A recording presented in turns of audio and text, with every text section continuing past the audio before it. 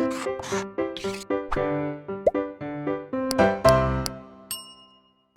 Students, blueprint channel में आपका स्वागत है। मेरा नाम अनुज शर्मा, मैं आपका केमिस्ट्री टीचर। आज के वीडियो में हम विद्युत चुम्बकीय स्पेक्ट्रम, इलेक्ट्रोमैग्नेटिक स्पेक्ट्रम के बारे में डिस्कस करेंगे। स्पेक्ट्रम क्या होता है, स्पेक्ट्रम की परिभाषा पहले मैं बता देता हूँ आप लोगों को। जब सूर्य के प्रकाश को किसी प्रिज्म से गुजारते हैं, श्वेत प्रकाश को, तो प्रिज्म जो होता है उस श्वेत प्रकाश को 7 रंगों में विभाजित कर देता है और 7 रंगों में एक रंगीन पट्टियों के रूप में 7 रंग दिखाई देते हैं। इसी को हम स्पेक्ट्रम कहते हैं। इसको विबग्योर के नाम से भी जाना जाता है।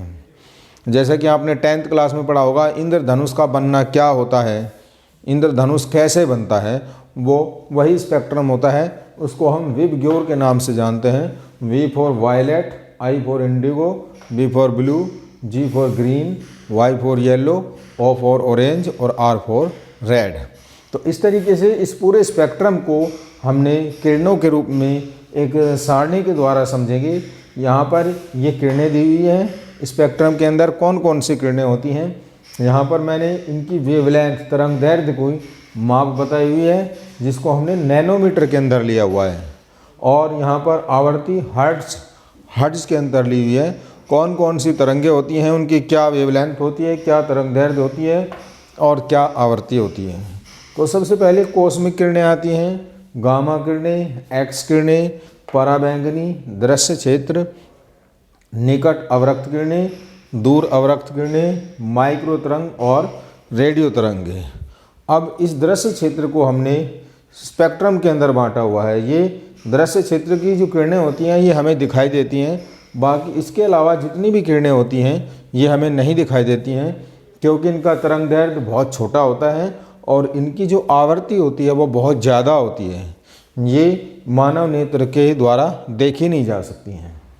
तो यहाँ पर, और ये बहुत छोटी होने के कारण नहीं देखी जा सकती और ये बहुत बड़ी होने के कारण नहीं देखी जा सकती। सिर्फ हमें कौन से क्षेत्र की किरणें दिखाई देती हैं, दृश्य क्षेत्र की किरणें दिखाई देती हैं, जिनको हमने विबग्योर के अंदर बांटा हुआ है। V फॉर वॉयलेट बैंगनी, I फॉर इंडिगो आसमानी, B for blue Neela, G for green हरा, Y फॉर येलो पीला, O फॉर ऑरेंज नारंगी और R फॉर रेड लाल। इस तरीके से अब यहाँ पर जो कॉस्मिक किरणों का तरंग दैर्ध्य होता है, तरंग दैर्ध्य जैसे जैसे कॉस्मिक से हम इधर की तरफ बढ़ते चले जा रहे हैं रेडियो तरंगों की तरफ, तो इनका तरंग दैर्ध्य जो है वो बढ़ता चला जा रहा है। कॉस्मिक किरणों का तरंग दैर्ध्य 10⁻⁻20 होता है, बहुत छोटा होता है। गामा का 10⁻16, एक्सरे का 10⁻12, पराबैंगनी का 10⁻8, दृश्य का 10⁻7, निकट अवरक्त 10⁻6, दूर अवरक्त 10⁻4। इस तरीके से ये पूरा का पूरा यहाँ पर दिया हुआ है। अब यहाँ पर जो दृश्य क्षेत्र, अब इनकी आवर्ती की बात करें, आवर्ती कॉस्मिक किरणों की जो आवर्ती होती है बहुत ज़्यादा होती है। इनको अनुभव करना, देख पाना असंभव होता है। और यहाँ पर इस तरीके से इधर की तरफ इधर से जाने पर यहाँ तक जो इनकी आवर्ती होती है वो लगातार घटती चली जाती है, कम होती चली जाती है। यानी कि इधर से इधर जाने पर तरंग दैर्ध्य जो है वो बढ़ता चला जा रहा है और आवर्ती जो है वो घटती चली जा रही है। और तरंग दैर्ध्य में क्या रिलेशन होता है, लैम्बडा इक्वल टू c/ν। ये आवर्ती होती है और ये तरंग दैर्ध्य होता है और ये प्रकाश का वेग होता है। या इसको ऐसे भी लिख सकते हैं, ν इक्वल टू c/λ। इन दोनों के बीच में रिलेशन होता है। यानी कि जैसे जैसे तरंग दैर्ध्य बढ़ता चला जाएगा आवर्ती का मान घटता चला जाएगा, और जैसे जैसे तरंग दैर्ध्य घटता चला जाएगा आवर्ती का मान इधर से इधर जाने पर बढ़ता चला जाएगा। अब यहाँ पर हम दृश्य क्षेत्र का जो स्पेक्ट्रम होता है जिसके अंदर 7 कलर दिखाई देते हैं, जिसको हम विबग्योर या रेनबो के नाम से जानते हैं, इंद्रधनुष के नाम से जानते हैं, उनकी तरंग दैर्ध्य को हमने दिखाया हुआ है। यहाँ पर बैंगनी की 300, 400, 450, 490, 550, 580, 650 और 760। यानी विबग्योर जब हम इधर से इधर की तरफ चलते जा रहे हैं तो तरंग दैर्ध्य का मान बढ़ता चला जा रहा है। हेलो स्टूडेंट्स, ब्लूप्रिंट में आपका स्वागत है। मेरा नाम अनुज शर्मा, मैं आपका केमिस्ट्री टीचर। आज हम जो वीडियो लेके आए हैं उसमें कृष्णिका विकिरण लेके आए हैं। यानी black body radiation. Black body क्या होती है? कोई भी काली चीज़, कोई भी काली वस्तु जो होती है उसको हम कृष्णिका या ब्लैक बॉडी बोलते हैं।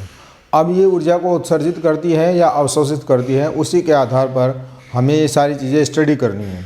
तो ऊर्जा को पूर्णतया अवशोषित या उत्सर्जित करने वाली जो कृष्णिका होती है, जो काली वस्तु होती है, ब्लैक बॉडी होती है, उसको हम आदर्श कृष्णिका कहते हैं।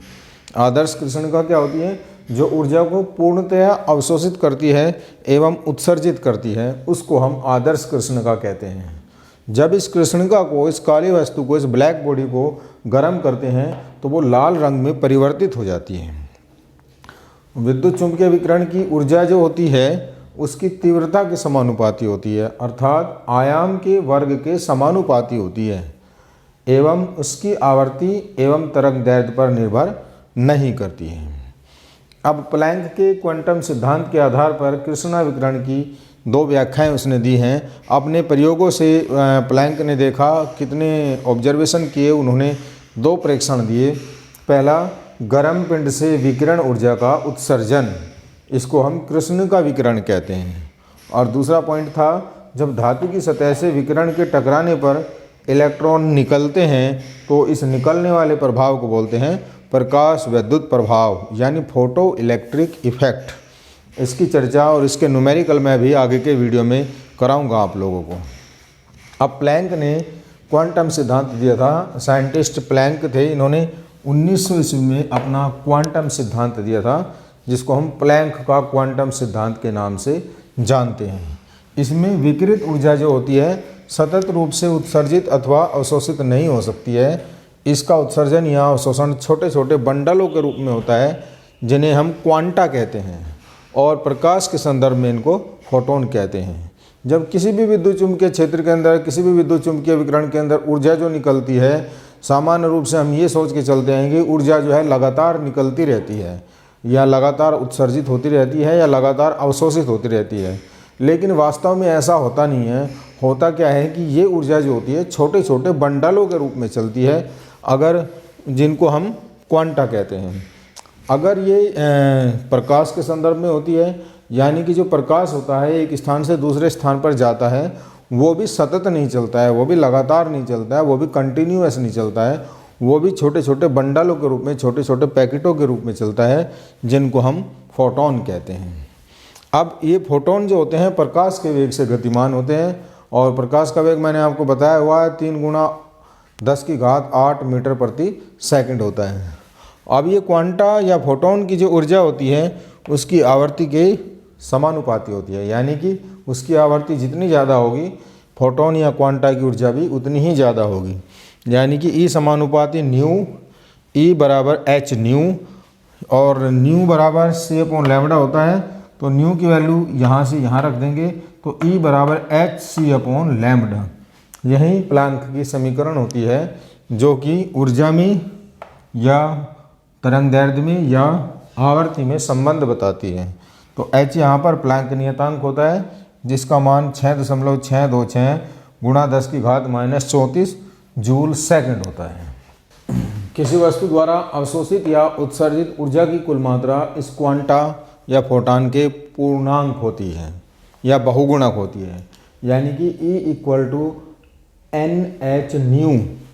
n जहाँ एक पूर्णांक है जिसका मान 1, 2, 3, 4 हो सकता है, h प्लैंक नियतांक है, और न्यू आवृत्ति है। अब इसको आप विबग्योर से समझ सकते हैं। विबग्योर जो होता है स्पेक्ट्रम को दृश्य क्षेत्र में इस तरीके से अरेंज किया हुआ है। V से R की तरफ जाने पर ऊर्जा का घटता हुआ क्रम है, यानी वॉयलेट से रेड की तरफ जब जाते हैं तो इनकी जो ऊर्जा होती है वो घटती चली जाती है, लगातार हर स्टेप पे लगातार घटती चली जाती है। और जब वॉयलेट से रेड की तरफ जाते हैं तो इनका जो लैम्बडा होता है, तरंगदैर्ध्य होता है, वो लगातार बढ़ता चला जाता है। यानी कि सबसे ज़्यादा तरंगदैर्ध्य जो होता है वो लाल का होता है, और सबसे कम जो होता है वो वायलेट का होता है। और ऊर्जा जो सबसे कम होती है वो रेड की होती है, और ऊर्जा सबसे ज़्यादा जो होती है वो वायलेट की होती है। अब इन सूत्रों के आधार पर हम कुछ न्यूमेरिकल सोल्व करेंगे। फोटोन की लैम्बडा ज्ञात करनी है, जिसकी ऊर्जा हमें 2 इलेक्ट्रॉन वोल्ट दी हुई है, और क्वेश्चन में प्लैंक नियतांक h का मान दिया हुआ है 6.6 गुणा 10 की घात माइनस 34 जूल सेकंड। अब यहाँ पर हमें क्वेश्चन सोल्व करने के लिए सबसे पहले देखना है क्वेश्चन के हमें अंदर दिया क्या क्या है। एक सबसे पहले हम क्या करते हैं, न्यूमेरिकल सोल्व करते टाइम जो क्वेश्चन में हमें डाटा दिया हुआ है उसको लिख लेते हैं, उसको नोट कर लेते हैं। अब फिर ये देखते हैं कि पूछा क्या गया है, फिर उसी के आधार पर अपना फॉर्मूले के अंदर हम वैल्यू रख देते हैं, मान रख देते हैं और उनको सोल्व कर लेते हैं। तो यहाँ पर हमें h दिया हुआ है और प्रकाश का वेग जो होता है वो c हमें पता होता है 3 गुणा 10 की घात 8 मीटर प्रति सेकंड, और यहाँ पर हमें लैम्बडा का मान निकालना है। तो हमारी ऊर्जा कितनी है, E कितनी दी हुई है क्वेश्चन के अंदर, इलेक्ट्रॉन वोल्ट में दी हुई है। तो यहाँ पर हम क्या करेंगे, 2 इलेक्ट्रॉन वोल्ट दी हुई है, तो यहाँ पर हम कूलाम से आवेश से गुणा कर देंगे तो ये आ जाएगा 2 गुणा 1.6 गुणा 10 की घात माइनस 19 जूल। ये 1.6 गुणा 10 की घात माइनस 19 जो होता है इलेक्ट्रॉन के ऊपर आवेश दिया हुआ होता है, इलेक्ट्रॉन का कूलाम्ब में आवेश होता है, तो ये जूल में आ जाएगा। तो यहाँ पर हमें पूछा क्या है, लैम्बडा पूछा हुआ है, तरंगदैर्घ्य पूछा हुआ है।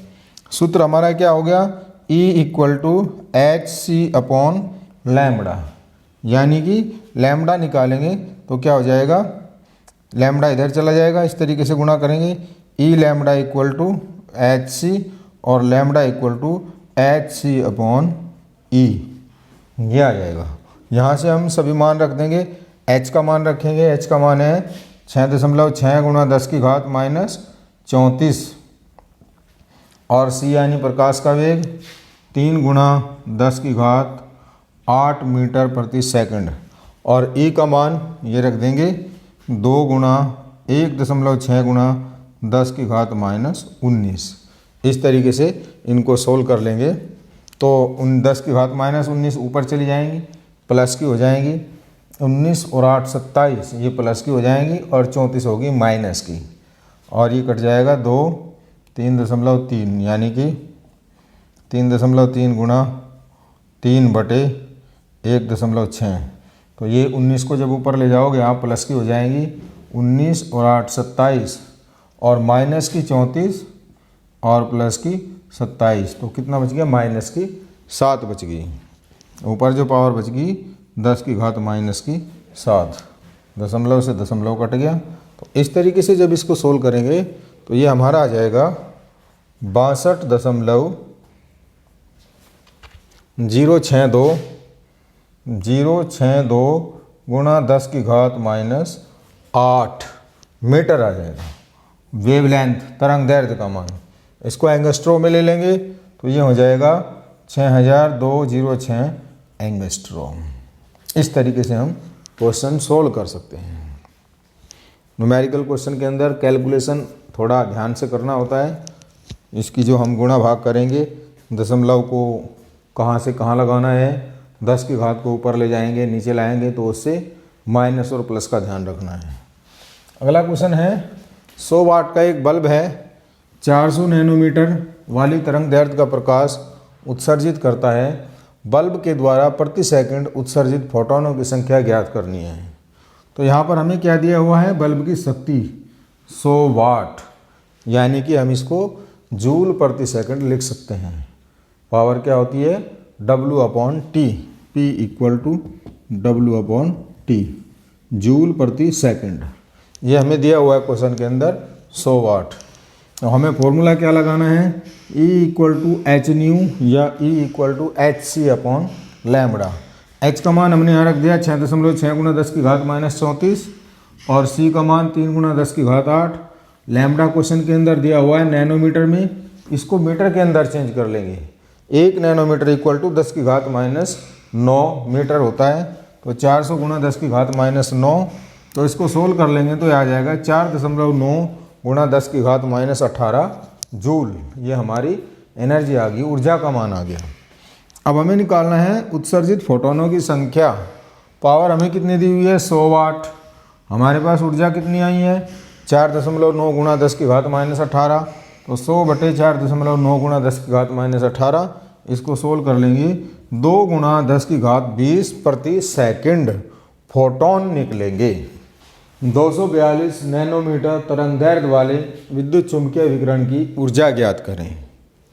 यहाँ पर सूत्र हमें वही अप्लाई करना है, E = hc/λ, h प्लांक नियतांक, c प्रकाश का वेग और लैम्बडा क्वेश्चन के अंदर दिया हुआ है। तो यहाँ से E = h का मान 6.6 × 10⁻34, c प्रकाश का वेग 3 × 10⁸ बटे लैम्बडा 242 नैनोमीटर। इसको मीटर के अंदर चेंज कर लेंगे, 242 × 10⁻9।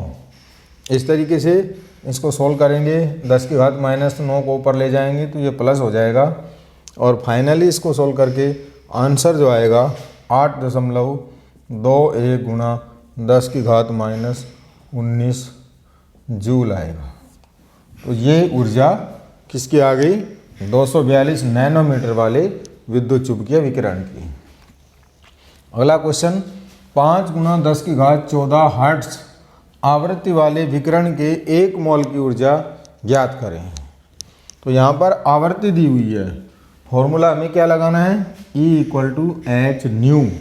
तो E निकालना है, h की वैल्यू 6.6 × 10⁻34 और 5 × 10⁻14 हर्ट्ज आ गया। ये हर्ट्ज में आवृत्ति दी हुई है। तो हम ऊर्जा निकाल लेंगे, फाइनली इसको कैलकुलेट कर लेंगे तो ये हो जाएगा आपका 10⁻14 प्लस की है, 10⁻34 जो है वो माइनस की है। तो ये आ जाएगा 6.6 × 5 × 10⁻, प्लस माइनस यानी कि माइनस की 20 आ जाएगी, यानी कि ये आ जाएगा 3.3 × 10⁻19। इस तरीके से इसको आप सोल्व कर लेंगे।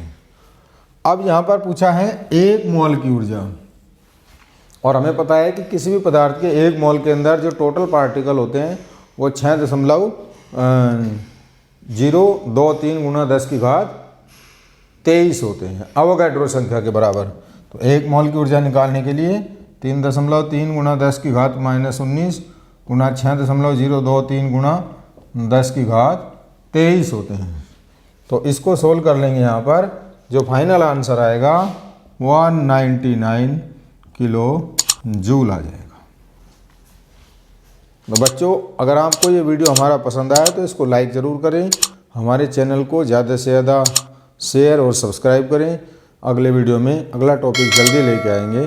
धन्यवाद।